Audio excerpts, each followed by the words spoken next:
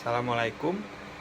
Selamat datang di Ngosan, Ngobrol Santuy episode ketiga. Sekarang kita akan melanjutkan pembahasan di episode kedua, yaitu tentang sumber kekuasaan. Nah, sedikit mereview, jadi terkait sumber kekuasaan itu diklasifikasikan menjadi 5. Yang pertama kekuasaan legitimasi, yang kedua kekuasaan koersif, yang ketiga kekuasaan penghargaan, yang keempat itu kekuasaan pakar, dan yang kelima itu kekuasaan referen. Nah, di episode kedua itu sudah membahas 3 dari sumber kekuasaan. Nah, tinggal 2 lagi kita akan bahas di sini. Nah, terkait kekuasaan pakar. Sebagaimana kita ketahui bahwasanya pakar adalah secara definisi dia atau orang yang mempunyai pengetahuan atau keahlian khusus.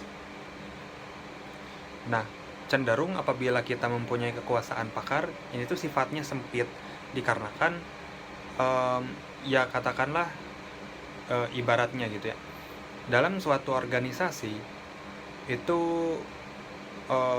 ada satu orang yang dia tuh memang ahli untuk membuat kata-kata gitu, ahli untuk membuat atau menulis kata-kata yang indah atau cantik, enak dibaca gitu ya. Nah, ketika waktu Idul Fitri misalkan, kan perusahaan itu harus membuat suatu ucapan selamat lah ya, greeting card gitu, kepada masyarakat di sekitar ataupun memang ke perusahaan-perusahaan di luar gitu. Nah, si orang yang mahir untuk membuat kata-kata indah ini tuh dia bakalan dicari oleh perusahaan untuk kemudian ya dibelilah jasanya gitu untuk membuat kata-kata yang indah.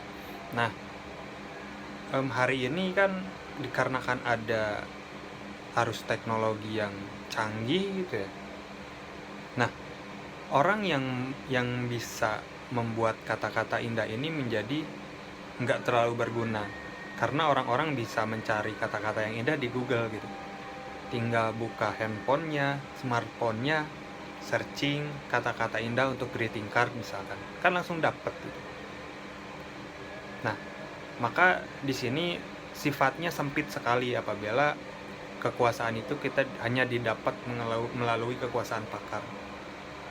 Nah, ketika kekuasaan pakar ini digantikan gitu ya dengan teknologi atau misalkan ya orang yang lebih mahir gitu, kita cenderung kekuasaannya menjadi berkurang gitu, atau bahkan kita menjadi tidak berpengaruh di perusahaan atau misalkan di organisasi. Nah, kemudian ada kekuasaan referen. Kalau kata Sun Tzu itu, jenderal yang melindungi prajuritnya seperti bayi, cenderung prajurit itu akan mengikuti jenderalnya sampai ke jurang yang sangat dalam. Nah, jika jenderal ini mengasuh prajuritnya seperti anak yang dicintai, dia cenderung si prajuritnya itu akan mengikuti si jenderalnya sampai mati gitu. Karena ketika hari ini kita menganggap anggota-anggota yang ada di organisasi, misalkan studi kasusnya kita sebagai ketua gitu ya, kita menganggap bawahan-bawahan kita sebagai anak yang dicintai, sebagai sanak keluarga lah katakan. Kita akan berlaku adil, kita tidak membeda-bedakan setiap kepala gitu ya yang ada di bawahan kita.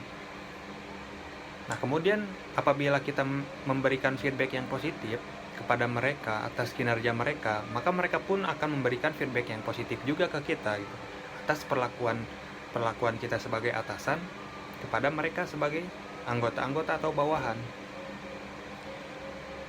Nah, terkait kekuasaan referen ini pun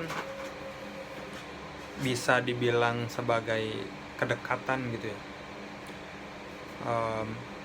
Misalkan, dan ini memang menjadi kultur di Indonesia juga gitu. Ketika kita dekat dengan atasan di suatu perusahaan, maka kita akan dipermudah untuk masuk perusahaan, dan bahkan kita akan dipermudah terkait kebutuhan kita di perusahaan tersebut, dan atau ya istilahnya tuh orang dalam gitu. Itu terkait kekuasaan referen. Nah, kemudian ada terkait budaya ya, budaya korporat. Yang pertama yang perlu digarisbawahi adalah ketika kita mencari pekerjaan, kita tuh harus mendapatkan yang benar dari awal. Merujuk kepada kata-katanya Sun Tzu gitu ya. Orang yang mengetahui bagaimana untuk menang namun belum mencapainya. Kita sebagai calon karyawan lah, kayak katakan calon karyawan di suatu perusahaan, kita alangkah baiknya mencari info dulu terkait perusahaan tersebut. Dari mulai ya sosialnya seperti apa, jam kerjanya mungkin gitu, terus liburnya, dan budaya politiknya mungkin gitu. Kita harus tahu dulu sebelum kita masuk ke perusahaan tersebut. Kemudian ada juga kata-kata dari Sun Tzu, seorang pemenang adalah orang yang menang terlebih dahulu sebelum dia menuju ke medan perang. Nah, sedangkan orang yang pecundang adalah orang yang turun dulu ke medan perang, terus dia mencari bagaimana cara untuk menang. Dan inilah yang menjadi realitas kita hari ini. Yang penting jalan dulu aja lah gitu. Yang penting masuk dulu aja. Nah, itu tuh salah gitu. Kita harus bisa memprediksi ketika kita masuk ke dalam suatu perusahaan, itu kita bakalan seperti apa. Karena ya katakanlah seperti ini ya, pengalaman pribadi saya ketika saya mendapatkan suatu project lah gitu, suatu kerjaan di satu perusahaan, namun saya ditawari project lain gitu di perusahaan B yang memang itu gajinya lebih besar gitu kan ya katakan. Nah, otomatis saya akan mengambil tawaran yang kedua dong, yang gajinya lebih besar gitu. Nah, project yang pertama saya yang di perusahaan A gitu ya, perusahaan A itu saya tinggalkan. Nah, saya menuju ke perusahaan B yang memberi project dengan gaji yang lebih besar. Nah, itu tuh saya salah langkah, dalam artian saya langsung deal saja gitu. Saya tidak tahu kedepannya seperti apa, apakah tekanannya itu luar biasa dahsyatnya gitu, sehingga worth it lah dengan gaji yang ditawarkan gitu. Nah, ini pun ada delik lagi gitu. Ketika diri kita tidak suka untuk ditekan, tetapi kita tergiur terlebih dahulu dengan satu hal lah, gaji gitu, tapi kita kerjanya nggak nyaman gitu. Nah, itu adalah suatu kesalahan. Maka di sini sangat ditekankan kita harus bisa mendapatkan yang benar dari awal. Kemudian terkait budaya korporat, nah kita klasifikasikan bahwa budaya korporat itu mencakup asumsi, keyakinan, persepsi, simbol, dan nilai. Nah, ada studi kasus gitu ya. Salah satu perusahaan di Amerika, namanya itu Fortune 500, dia itu mengatakan bahwasannya seluruh perusahaan itu mempunyai budaya itu namanya budaya ikan hiu. Sebagaimana kita ketahui kan, ikan hiu itu mencari mangsanya bareng-bareng. Tetapi ketika ada satu hiu aja ya dia yang sial gitu ya, dia terkena karang sehingga si kulitnya itu terbuka berdarah gitu ya. Dan pada akhirnya si hiu yang sial itu dimakan bareng-bareng gitu oleh temannya. Karena kan kecium darahnya keluar gitu ya. Sehingga mengundang hiu-hiu itu untuk memakan dia gitu. Nah, begitupun realitas yang ada di perusahaan. terlihat secara ya satu perspektif gitu ya, secara kasat mata,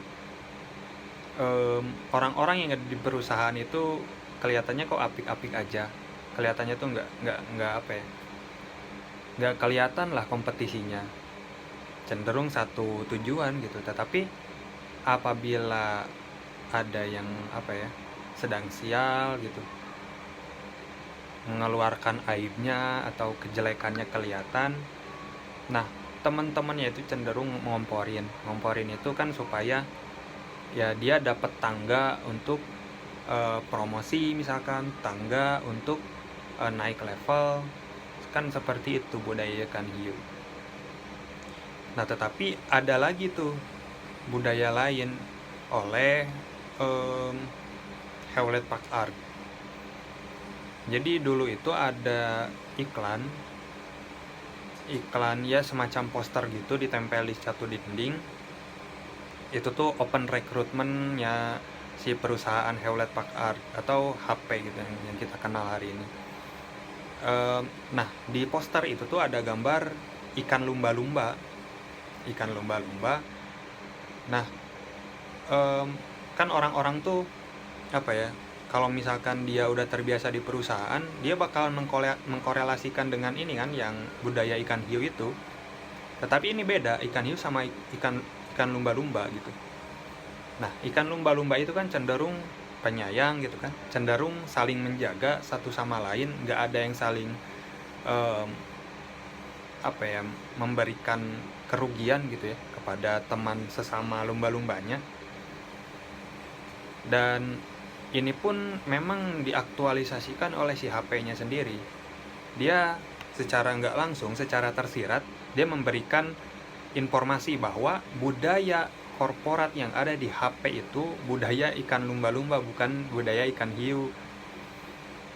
Contohnya ketika tahun 90-an lah ya, tahun 90-an, itu dikarenakan ada suatu kemunduran perusahaan,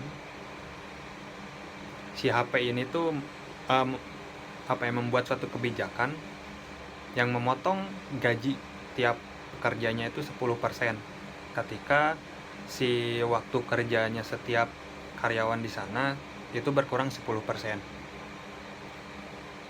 Nah, kebijakannya seperti itu. Apabila kita lihat perusahaan-perusahaan di sekeliling si HP itu, dia malah cenderung berhenti atau bahkan mem-PHK banyak sekali karyawan gitu. Nah si HP itu nggak seperti itu. Dia pukul rata, potong semuanya gajinya 10%. Yang penting karyawan-karyawannya tetap gitu, tetap ada di HP, tetap menjalankan komitmen dari awal. Dan ini memang betul gitu, seperti ibaratnya tadi budaya ikan lumba-lumba, semuanya adil, semuanya saling menyayangi gitu, gak ada yang saling menjatuhkan satu visi. Dan saya rasa itulah budaya yang paling positif itu di budaya korporat ataupun di budaya organisasi, yaitu budaya ikan lumba-lumba. Nah untuk video kali ini dicukupkan sekian. Billahi taufiq wal hidayah. Mohon maaf apabila ada kesalahan. Nanti pembahasannya dilanjut di episode keempat. Assalamualaikum warahmatullahi wabarakatuh.